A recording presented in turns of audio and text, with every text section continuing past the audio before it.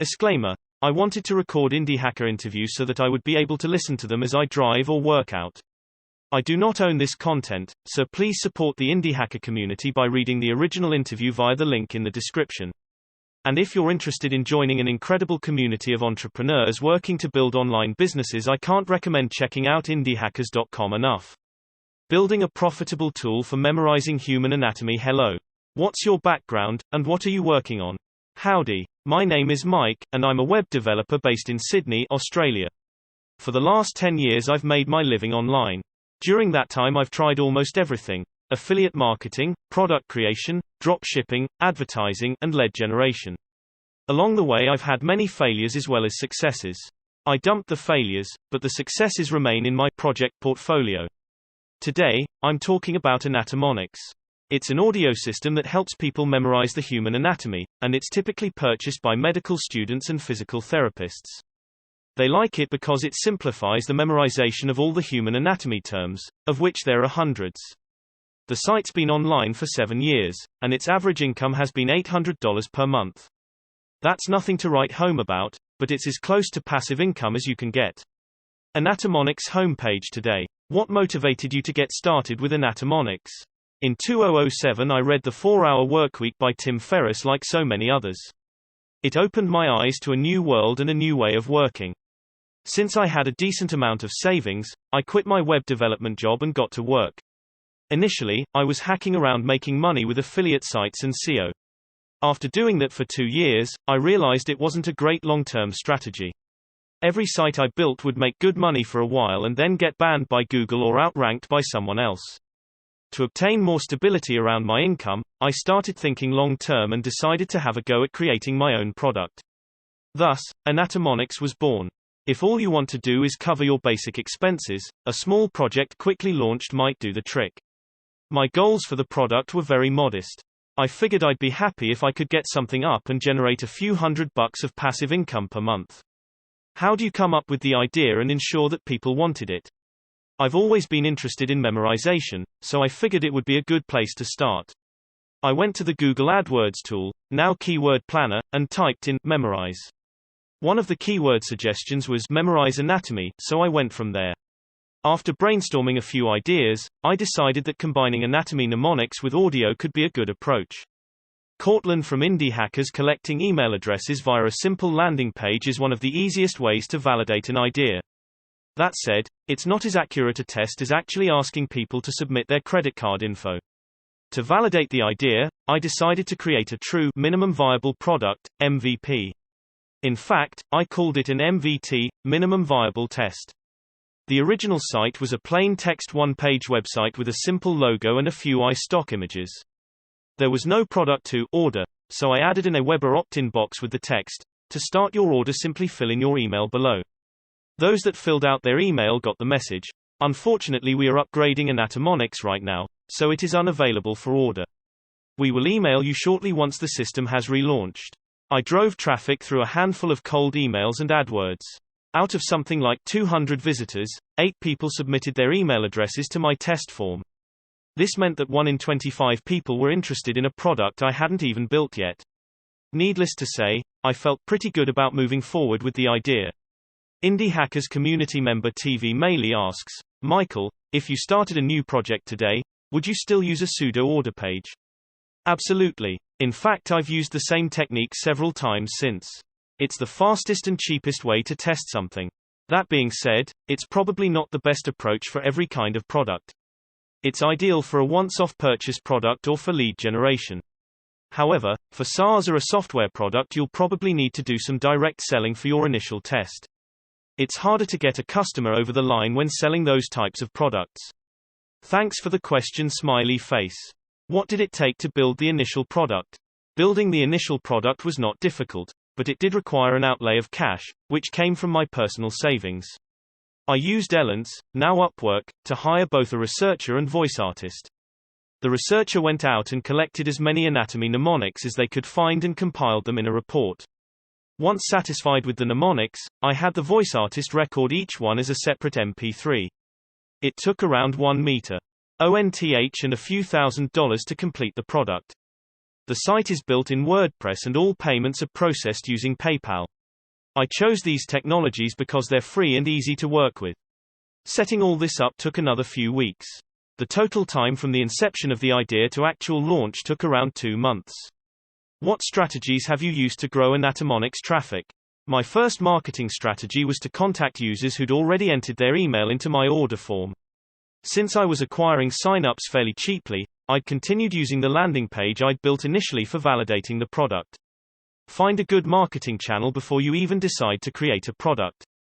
By launch day, I had around 30 email addresses from interested buyers. I sent personalized emails to every one of them, explaining the hold-up and offering a special link to purchase the product at 50% off. I made around 10 sales that day, which was very promising. After launch, things died down until I experimented with some article marketing, which was hot at the time, and YouTube. YouTube had the biggest impact. It drove a lot of good converting traffic and continues to send traffic to this day. I also did some SEO on the site, which brings in quite targeted, albeit long-tail, traffic. Month revenue MAR 406 April 349 May 292 June 284 July 210 August 233 September 385 October 524 November 343 Dec 301 Jan 402 February 441 What's the story behind your revenue? Anatomics is a one-off purchase, and I offer 3 different packages at varying price points. Subscription revenue would be nice, but it doesn't really fit in with this product. If it's your first time launching a product, I actually recommend working on a one-off purchase idea. It's much easier to convert a customer for a single payment, and it's a good way to get your feet wet. Courtland from Indie Hackers. Nobody I've interviewed has ever said they charged too much, but at least 10 or 20 have said they charged too little. Don't be afraid to charge a lot for something that contributes real value. In the beginning, I'd never have thought I'd get away with charging $87 for this, but there you go. I'd also recommend having 3 different price points on your order page. It's been proven that people are more likely to purchase the package that sits in the middle. When I implemented this on my site, I instantly started making $30 more per sale with the same conversion rates. And of course, the beauty of selling a digital product is that once you have the initial costs covered, the rest is gravy. My expenses are minimal to zero. Just PayPal fees and hosting. Month revenue MAR 984 April 870 May 522 June 492 July 435 August 632 September 1044 October 1328 November 435 Dec 655 Jan 696 February 1014 What are the biggest challenges you've faced? The hardest part was not knowing the first thing about the market I was creating a product in. It wasn't so bad because I do enjoy learning, but it definitely slowed me down. My advice for those who are low on time or cash would be to try launching your first product around something you know a little about.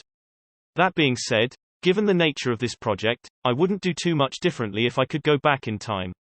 I always viewed it as a fun project to see if I could successfully launch my own digital product. By that measure, it was a success. What were your biggest advantages? Was anything particularly helpful? My biggest advantage in all of this was luck. I was born in 1981, got to experience the dawn of the internet, and I had a father who purchased a PC and modem when I was 13 years old. That gave me a very good foundation and understanding of the changing world, which led to an interest in computing and eventually a degree in computer science. But I don't think any of that is necessary to be successful. More founder stories: how a teenager's stock trading bot made $10,000 in 6 months, how an always be launching strategy leads to more traffic, making $7,000 in 1 week with an AI-powered logo creator. What's essential to coming up with ideas is your creativity muscle. I try to come up with a bunch of random ideas nearly every day, nearly all of which I never plan to take action on. I give myself permission to have fun with it. For example, on one day my personal idea prompt might be something like, come up with 10 business ideas combining the Twitter and YouTube apis. Then the next day it might be, come up with 10 ideas for reality TV shows starring famous entrepreneurs. My goal isn't to come up with the $1 million idea, it's to get my creativity working. Try it for a few weeks and you'll be surprised how much more creative you feel. P.S. I stole this idea from James Altucher. Winking face.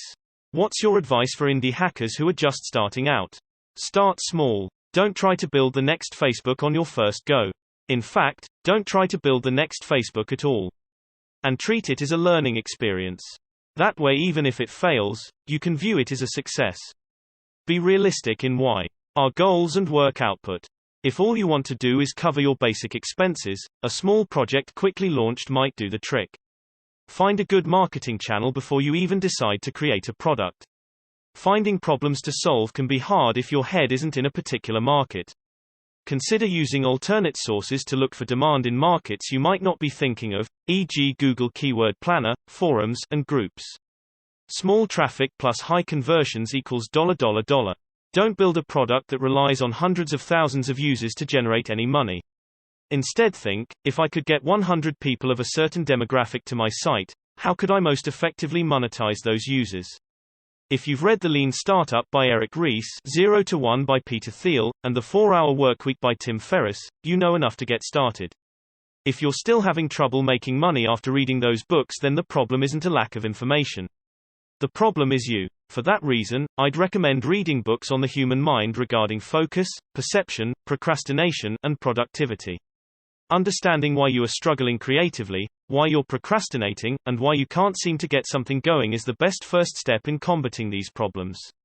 I'd recommend The 7 Habits of Highly Effective People by Stephen Covey, The War of Art by Stephen Pressfield, Predictably Irrational by Dan Ariely, Faster Better Stronger by Eric Heiden, MD Drive, The Surprising Truth About What Motivates Us by Daniel Pink. There are plenty more. If anyone is interested, please let me know in the comments and I'll recommend some. Smiley face. Where can we go to learn more? I'm completely off the grid in terms of social media. For someone who makes his entire living online, that's quite strange, I know. However, I'd still love to hear from any fellow indie hackers. Please leave a comment or question below, and I'll be sure to answer. If you want a bit more information, get in touch with me through the forum.